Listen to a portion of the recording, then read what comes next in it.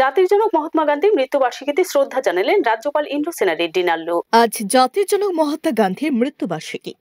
রাজ্য শ্রদ্ধায় মননে দিবসটি পালিত হয়েছে।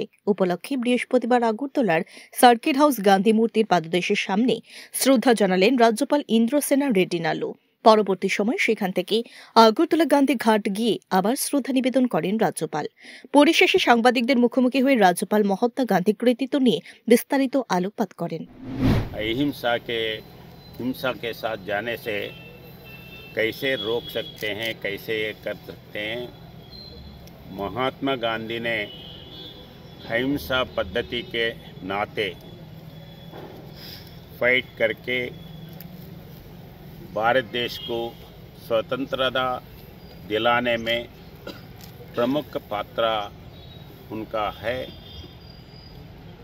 और खाली भारत देश के लिए नहीं, पूरे विश्व में अहिंसा के इसमें से लड़ सकते हैं, उनका मांग जीत सकते हैं।